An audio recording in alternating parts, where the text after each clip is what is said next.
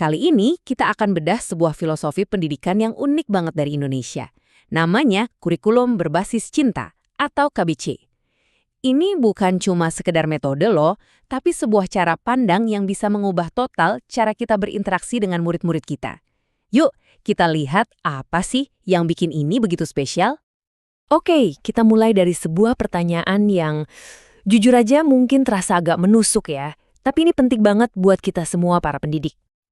Pertanyaan ini, wah benar-benar bikin kita berhenti sejenak kan? Kita semua tahu rasanya lelah, capek. Dan pertanyaan ini seolah-olah maksa kita buat jujur sama diri sendiri. Jangan-jangan rasa lelah itu tanpa sadar bocor dan mempengaruhi cara kita mendidik. Nah, ini jadi titik awal perenungan kita. Nah, dari dilema tadi, kita langsung masuk ke solusinya. Kurikulum Berbasis Cinta atau KBC ini bukanlah seperangkat aturan baru yang kaku dan harus dihafal. Coba deh, anggap aja ini seperti kita dikasih kacamata baru yang bisa membantu kita melihat perilaku siswa dan peran kita sebagai guru dengan cara yang sama sekali berbeda. Eits, tunggu dulu. Biar nggak salah paham, kata cinta dalam KBC ini bukan berarti jadi lembek atau ngebolehin semua hal. Justru kebalikannya. Ini adalah sikap yang sangat sadar untuk memanusiakan anak, membimbing mereka dengan empati, tapi tetap bisa menegakkan disiplin tanpa harus menyakiti hati mereka. Ini cinta yang tegas, yang punya tujuan. Dan ini dia cara KBC menerjemahkan konsep cinta yang abstrak itu jadi langkah-langkah yang konkret dan bisa kita lakukan. Lihat deh urutannya, ini penting. Dimulai dari ketegasan untuk menciptakan batasan yang aman, lalu dilapisi dengan empati untuk memahami apa yang anak rasakan. Kemudian yang paling penting, kita sebagai pendidik jadi keteladanan yang nyapa. Dan semuanya itu dibungkus dalam bingkai doa sebagai fondasi spiritualnya. Ini bukan sekadar daftar, tapi sebuah proses yang nyambung satu sama lain. Teorinya sih keren ya, tapi gimana wujudnya di medan perang kelas sehari-hari? Yuk kita lihat gimana filosofi ini benar-benar bekerja dalam praktek. Coba dilihat perbedaannya.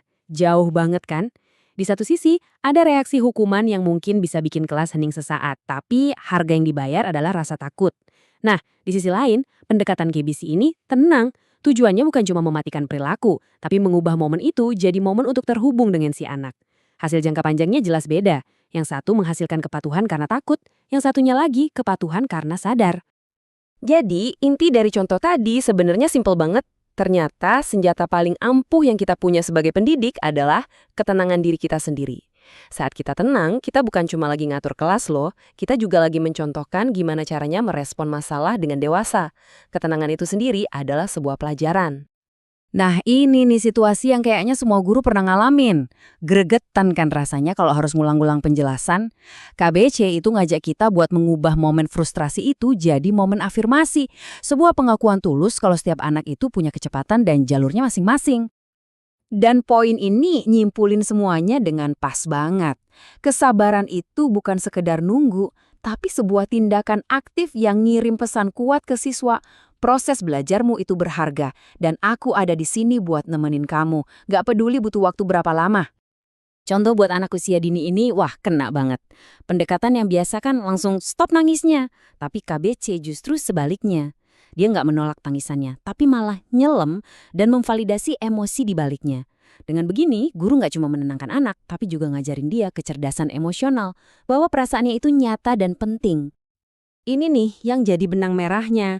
Kita itu nggak bisa maksa anak buat kerjasama. Kalau dipaksa, mungkin mereka nurut sesaat, tapi empati, nah empati inilah yang bikin seorang anak dengan tulus mau dibimbing. Pemahaman itu melahirkan kerjasama, bukan paksaan. Oke, sekarang kita udah lihat contoh-contoh kecilnya ya. Coba kita mundur sedikit, kita lihat gimana pilihan-pilihan kecil tadi kalau digabungin ternyata bisa mengubah cara pandang kita sebagai guru secara total. Tabel ini ngerangkum semuanya dengan jelas banget. Coba kita lihat kolom sebelum KBC. Kata-katanya tuh soal kekuasaan kan? Penguasa kelas, objek pengajaran, takut hukuman. Sekarang geser ke kolom dengan KBC. Wah, bahasanya langsung beda total. Orang tua kedua, subjek yang dimuliakan, kesadaran diri.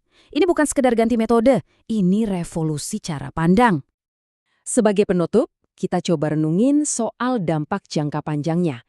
Ini bukan lagi soal nilai rapor atau prestasi akademis, tapi soal warisan apa yang kita tinggalkan di hati setiap anak yang pernah kita ajar. Coba deh kita renungkan sejenak. Ingat nggak guru favorit kita waktu kecil dulu? Mungkin kita udah lupa ya rumus matematika yang beliau ajarkan, tapi saya yakin kita pasti ingat gimana rasanya berada di kelasnya. Aman, dihargai, atau malah takut. Kutipan ini ngingetin kita bahwa jejak yang kita tinggalkan itu bukan cuma jejak akademis, tapi jejak emosional yang bisa bertahan seumur hidup. Nah, yang ini benar-benar jadi pengingat yang keras buat kita semua. Waktu kita membentak, kita mungkin mikir lagi memperbaiki perilaku. Tapi ada resiko yang jauh lebih besar. Kita bisa jadi malah lagi menghancurkan keberanian mereka buat mencoba lagi. Karena rasa takut berbuat salah itu adalah musuh terbesar dari proses belajar. Dan pertanyaan terakhir ini merangkum seluruh esensi dari KBC. Gimana kalau kelas itu bukan cuma tempat transfer informasi, tapi jadi ruang pengasuhan? Sebuah tempat di mana anak merasa aman untuk tumbuh, bukan cuma sekedar jadi pinter. Dan inilah tujuan akhirnya. Menciptakan generasi yang patuh bukan karena takut sama otoritas, tapi karena kesadaran dan rasa hormat yang tumbuh tulus dari dalam diri mereka sendiri. Itulah visi besar dari kurikulum berbasis cinta, sebuah pendekatan yang memberdayakan kita, para pendidik, untuk membentuk manusia yang utuh.